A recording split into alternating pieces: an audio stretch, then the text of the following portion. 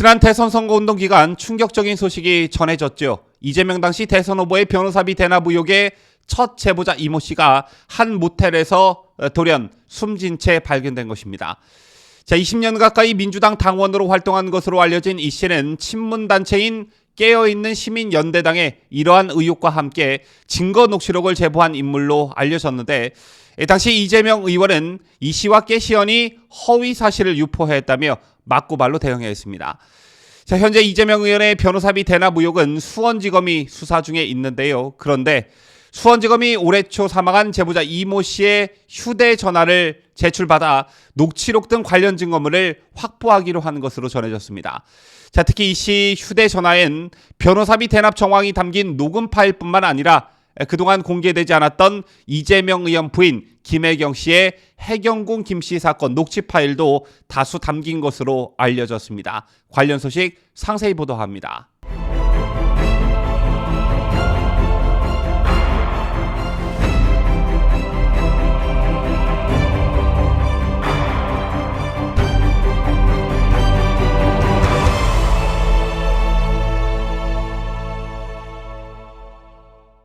시청자 여러분 안녕하십니까? 뉴스데일리 베스트 민앵커입니다.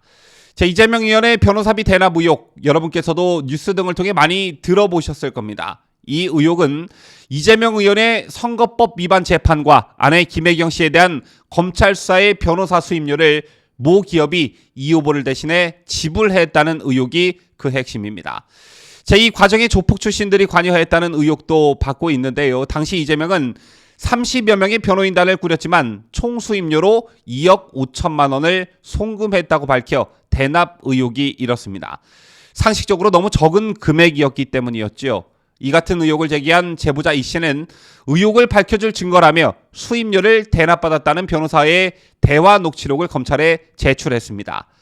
이 문제는 작년 민주당 대선 후보 경선 과정에서 본격적으로 제기가 됐고, 한 친문단체가 이 문제로 이재명을 검찰에 고발했습니다. 그런데 지난 대선 기간이었던 1월 초 이재명 변호사비 대납 의혹을 제기했던 이모 씨가 돌연 모텔에서 숨진 채 발견됐죠. 당시 유족 측은 숨진 이 씨가 생전에 민주당으로부터 압박을 받았다고 주장했는데요. 민주당과 이재명 후보 진영에서 다양한 압력을 지속적으로 받아왔고 고소고발 압력도 많이 받았다, 이렇게 토로했습니다. 제박해 이 씨 유족들은 민주당과 이재명 후보 측에 대한 일종의 서운함과 불쾌감을 노골적으로 드러내기도 했는데, 유족들은 당시 입장문에서 실체적 진실이 가려지기 전까지 이 씨는 대납 녹취 조작 의혹의 당사자라고 표현한 데 대해 유감을 표현한다며, 사람이 죽었으면 애도를 표하거나 입을 다물어야 맞다, 이렇게 불쾌감을 표시하기도 했습니다. 또 민주당에서 그동안 이 씨를 몰랐고 사망한 후에야 알았다고 주장한 것과 관련해서도 말이 안 된다며 모르는 사람을 어떻게 고발할 수가 있느냐며 강하게 반발하기도 했었습니다. 일종의 이재명 측과 유족 측의 진실 공방 양상이었는데요. 잠시 수면 아래로 가라앉았던 진실 공방이 본격적으로 다시 시작될 전망입니다.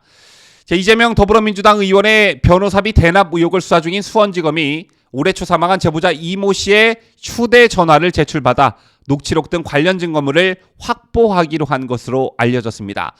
증거물을 확보했다가 아니라 증거물을 확보하기로 했다는 표현이 쓰여진 이유는요, 검찰이 숨진 이 씨 유족과 협의해 번호가 없는 공기계 상태인 이 씨 휴대전화를 제출받기로 합의했기 때문입니다. 그렇다면 수사 과정에서 이게 어떤 의미가 있냐, 이게 궁금하실 텐데요. 이 씨는 생전 본인 휴대전화에 이재명 의원의 공직선거법 위반 사건과 해경궁 김씨 사건을 모두 변호한 이태영 변호사 등과의 대화가 담긴 녹취 파일 6개가 담겨 있다고 주변에 말해왔습니다. 총 6개의 녹취 파일이 있다는 것인데요.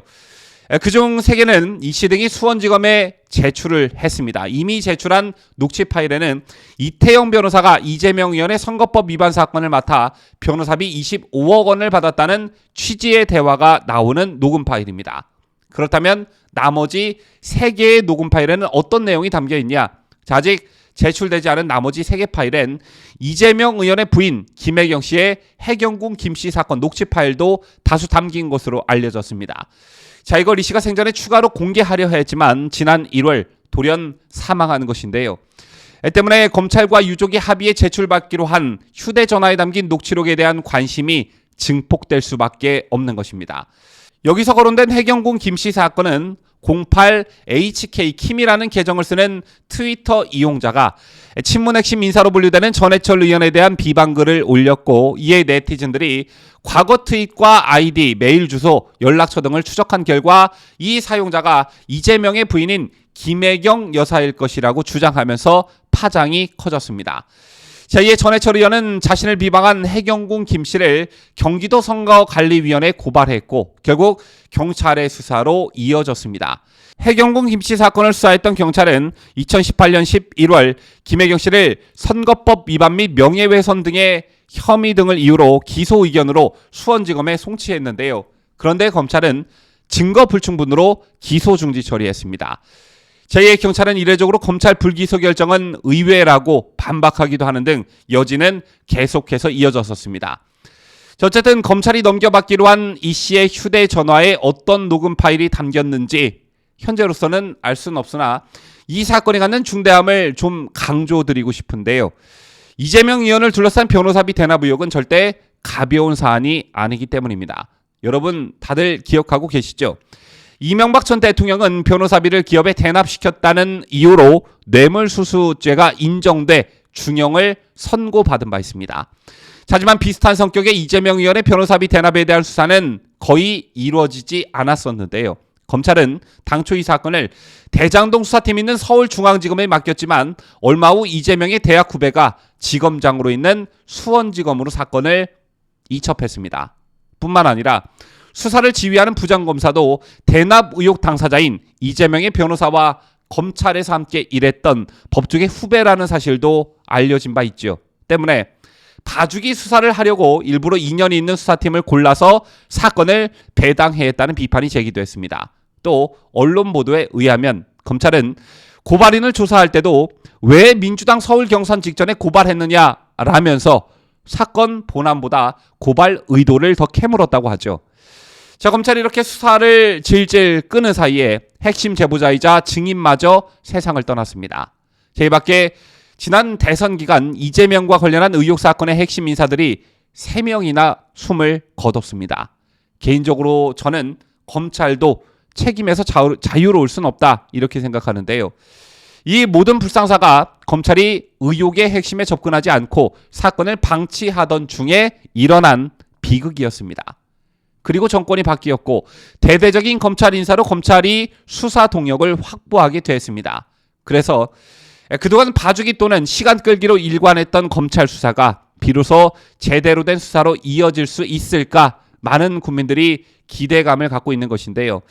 특히 변호사비 대납 의혹 사건은 오는 9월로 공소시효가 만료됩니다. 즉 시간이 얼마 없다는 얘기이죠. 때문에 수사팀이 곧 이재명 의원을 조사할 것이라는 관측이 나오고 있는데요. 그게 서면 조사가 됐든 소환 조사가 됐든 이재명이 사건의 당사자이기 때문에 조사는 불가피하기 때문입니다. 과연 검찰은 이재명 의원을 포토라인에 세울 수 있을까요? 지금까지 저는 자유대한민국을 수호하는 뉴스데일리 베스트 민앵커였습니다.